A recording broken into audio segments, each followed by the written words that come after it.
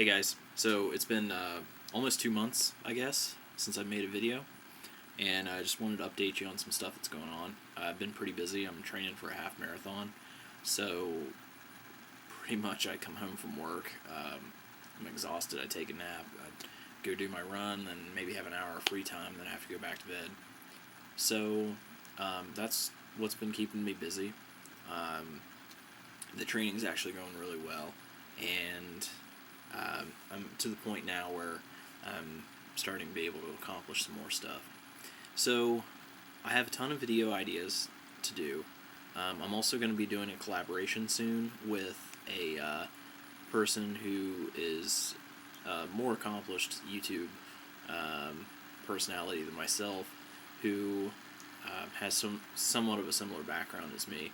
I think we're going to be doing a joint video, but it could be next month, it could be a few months down the road, that just depends.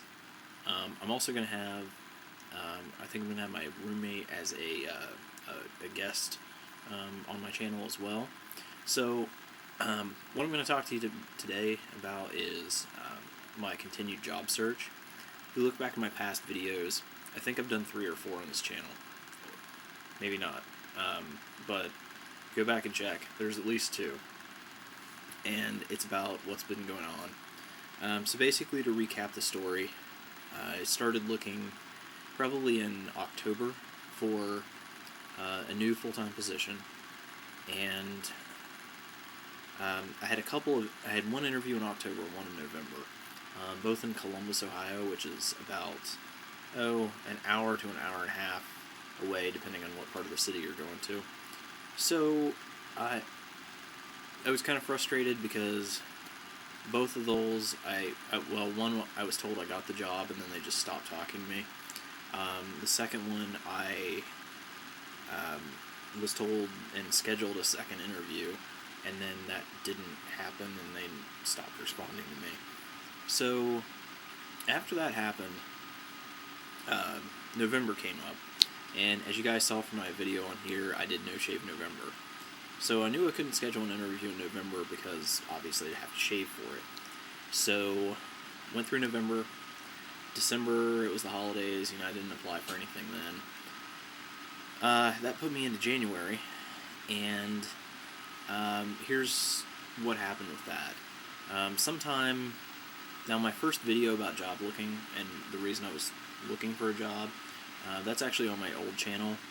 And basically my boss slash coworker, whatever he is, he found my personal email address and then went to the Google Plus profile associated with it and clicked on the videos tab and then scrolled down to the YouTube account and then watched all my videos. Kind of weird, but I mean, it's public, so whatever. Basically, he called me out on it. He wasn't mad or anything, but it made him aware that I was looking for a job.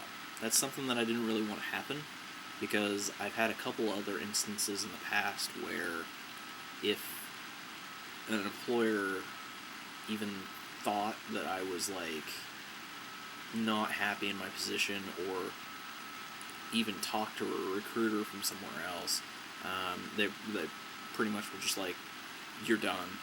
We're going to hire somebody that wants to be here." And so anyway, like I said, my boss called me out on it. We had a long conversation. He agreed with my reasons. He also said basically there wasn't anything he could do to make my position full-time or to add benefits or anything. It did help. I got $1 an hour raise, but I mean, that's kind of like a temporary thing. I still need benefits and I still need full-time work. So what happened was, right after January started, I think it was the first day back in the office after New Year, he just straight up told me, he's like, "You need to call the owner today and tell him." And I was like, no, and I explained to him again, I was like, I don't want to do that. I was like, the owner, Gary, he's a businessman, and my boss's reasoning was, well, I don't want to get screwed over in the spring with you leaving and not having anybody else trained in the office. He's like, so knowing that you're leaving, I want to hire somebody and get them trained. You're going to train them. You're going to do the interviews with me, and then that way we'll have 2 people on staff. 3, including him. But my issue with it was, well, it doesn't make sense to have 3 people in the office when it works fine with 2. I know how cheap our owners are, and I know they're not going to pay for 3 people when I can have 2. And, of course, my boss is like, oh, no, like, they're not that type of people, they would never do that. So anyway, first day back in the office, January, he forced me to call the owner and tell him. He wasn't mad, nothing like that. It was fine. He's been really cool with me. He's actually even tried to help me get an interview someplace with a company that he works with. But it's still kind of shitty, really. Now, what they told me is that I have until April 30th, which at the time gave me 3 months to find a job. But what that means is, because I said that I was trying to find another job, I'm getting forced out of this one. And I'm not exactly happy with that. I do think it's kind of shitty. I mean, I guess I understand the reasoning for it, but I don't know. So, basically what's happening is I have until April 30th, which is now just about 2 months. I had stopped applying for jobs around like November because of No Shave November, and December because of the holidays, but also because I realized that if I was offered a job, I didn't have the money to move there. Like, there was no way. Now I have all the money saved up, and it's all good, and I can start. I've got money for rent, security deposit, moving expenses, all that stuff, so that's all fine. But a week tomorrow, Sunday, I will have been looking for a new job. And so basically, sorry for the 7.5 minute intro to that, but basically what I've been doing is, what I'm going to talk about in the video today is applying for jobs and kind of the responses that I've got.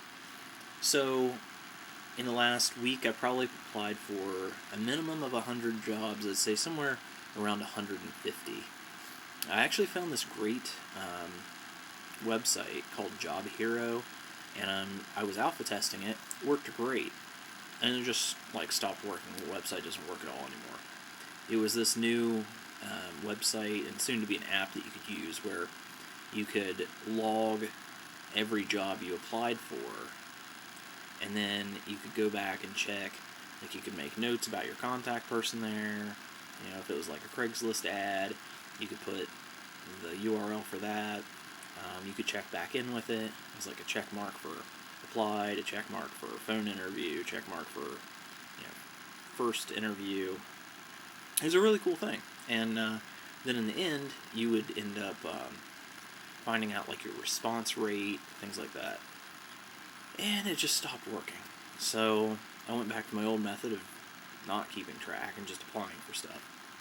I was using Craigslist exclusively because I didn't know where else to look, and somebody suggested Indeed. I've never really used Indeed because it was just shit where I've lived, and there was never anything listed on it. But applying for jobs in Columbus, there's a few, and they're different than the jobs that are on Craigslist, so help me out a little bit, I guess. So, like I said, I've probably applied for 100 or 150 jobs, and here have been my responses so far. Because I joined Indeed, put my resume up there, I was contacted by 2 recruiters. One I didn't even respond to because the job was weird or something. The second one was... No, actually that's not true. I did respond to that recruiter. It wasn't anything related to anything that I was doing, but I did respond to them, and they never responded to me.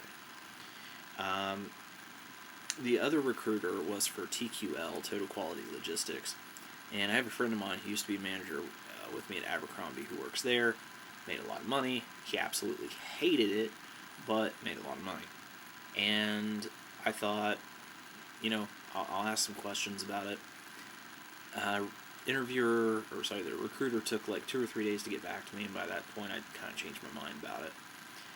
Then I had a phone interview with the Connor Group, which is out of Dayton. I had a phone interview with them on Tuesday or Wednesday, I think. I don't think I'm going to hear back from them because they said they had to forward on my resume, and I thought I nailed the phone interview, but who knows. Then I also had a phone interview with, I guess it wasn't a phone interview. It was I set up a phone interview this week with a position at a company called Village Green, which is also real estate based. I'm going to have a phone interview with them on Monday.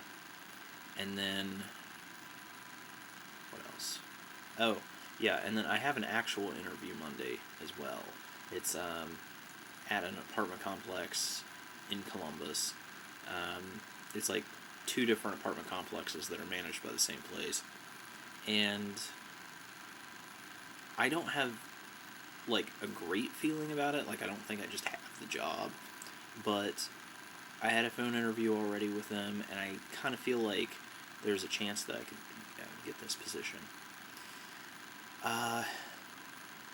And it pays okay, too. The one at Village Green pays a little bit more, but, So, basically, that means that in a day and a half, I'm going to have 2 interviews. And now here's the part that I'm really reluctant about. When the owner came down at my current job, came down this week, I talked to him about it and talked to my boss about it. And they're trying to figure out, they had a second round of interviews with people to replace me, but they apparently don't really like any of them, and they kind of want to wait. The owner said, well, there's no rush, and so they're like, well, you might get an unexpected job offer, like, next week, and are you going to start there? And I was like, I don't know. Because I'm kind of conflicted. I mean, my current job asked me for a 3-week notice, which I think is kind of ridiculous. I mean, a 2-week is hard enough to do, because when you get a new job, the new employer wants you to start immediately. And that's always been the case. So, like, it seems really, I don't know, it's kind of a catch-22 in a way. But anyway, so on one hand I have the 3-week notice thing. On the other hand, the owner and kind of my boss are sort of just expecting me to leave them hanging, and so at this point I'm just like, well, I might as well just do that since they're expecting that anyway. I wasn't going to. But also at the same time, I really need to wait a little bit. I didn't think I was going to get as many interviews as I'm getting. I need to wait a little bit longer because if I start someplace now, I'm going to have to commute. And like I said, it's an hour and a half each way. And right now, with it being the end of February, I mean, there's like 1.5 feet of snow out there. It would take me forever to drive if I could even get there. So that's an issue.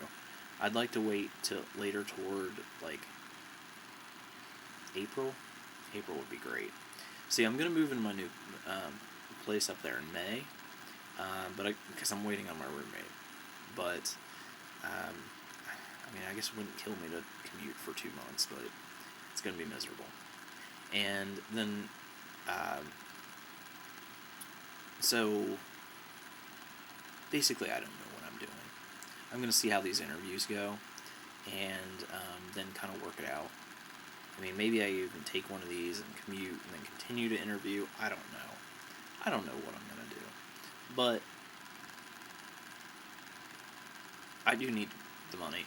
I do need to be in a professional position. and I think no matter what, this is going to end up in a more positive situation for me. I just need to get through the crappy part that's going to be commuting for a while and changing jobs and changing apartments and all that stuff. So I guess really the only other thing that I have is I do have a little bit of an issue with the one I'm interviewing with on Monday. I've been told in the past not to put, like if you're applying from far away, not to put your local address. You put an address near where the place is. Well, I've been using a Columbus address on there, and so they think that I live in Columbus and commute to Athens to work, which is actually not true at all. I live in Athens and I work in Athens. So